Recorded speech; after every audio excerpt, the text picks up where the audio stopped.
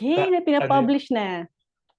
question, yung 'di ba Canadian dollars, okay lang yun 'no, Canadian, pero dun sa previous videos kasi natin, Mhm. naka-display in pesos yung price ng keywords. So, good question kasi alam mo yun, bakit sa ibang section is peso ngayon nasa dollars na. Kasi gumamit tayo ng isang account kung saan puwede tayong, kasi hindi natin puwedeng, gamitin yung account nila Yes, pang-test. yes. So, Oo. since pang-test 'to, gumamit tayo ng new account. Kaya lang since yung gamit kong credit card tsaka yung country kung nasaan ako, kaya naka-Canadian dollar siya. It doesn't matter talaga kung, ano yung currency. Kasi for example, may client kami na nasa UK, nag-a-advertise kami sa US. So, may mga conversion lang. And so ito na yung campaign natin na na-publish kanina. Mhm. Eto na siya, pupunta ka lang sa campaigns, ayan. So naka-pause siya, pero pagka-publish mo, by default, naka-enabled siya. Ngayon, pinost ko lang siya kasi ayoko ma-charge. Uh-huh. So kayo din, kung hindi pa kayo ready mag-run, hindi pa siya ready mag-run, i-pause mo lang siya. Okay, wag mo muna Or siyang, i-enable, ayan. Ito, pause, enable, wag remove. Hmm, naka-pause lang. 'yan. So, yun na, tapos na tayo, nakagawa na tayo ng isang campaign. So, typically si Google, mabilis lang yan mag-approve or mag-disapprove. Ayan. Question pala, Minutes lang or hour, 1 hour or less. okay. Question pala, 'pag chineck mo yung box beside yung sa guitar Mhm. lessons, ano yung options na puwedeng gawin?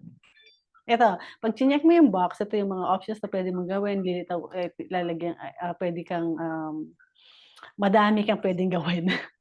O Okay, okay, okay. puwede mong kopyahin yung campaign. Puwede Okay, mong, okay. 'yan, 'pag na-copy mo na siya, puwede mo siyang i-paste and then, 'yan, madami kang puwedeng gawin dito. Yes, okay, okay, okay.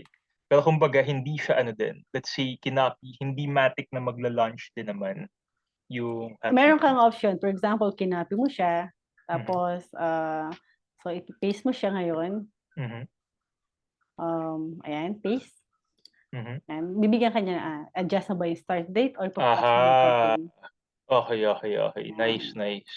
ayan. Tapos, dito din kung gusto mong makita yung settings nung campaign mo, may edit ka sa campaign, ito yung gear icon, or click mo yung gear icon, ayan. So, same settings ng makikita mo dito same nito, shortcut lang Mhm, dito, ayan, same lang okay, ang okay. maglalabas, ayan. Mhm, Tapos gusto mong palitan yung name ng campaign, itong pencil icon, alright. ayan. Paano mo makikita yung ad groups? Either click mo 'to, Mhm, itong link or punta ka dito. okay, okay. Ayan. So, kung hindi mo makita 'to, naka-hide 'to.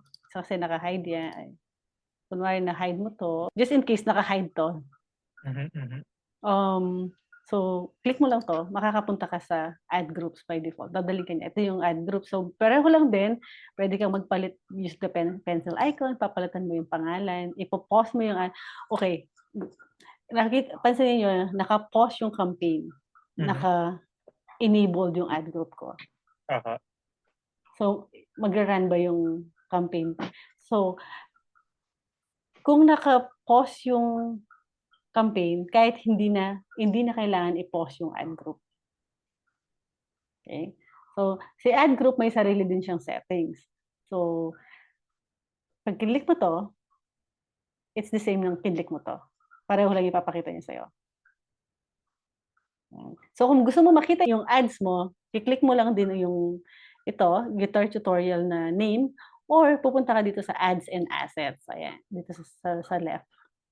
So, makikita ko yung ads ko, ito yung ads.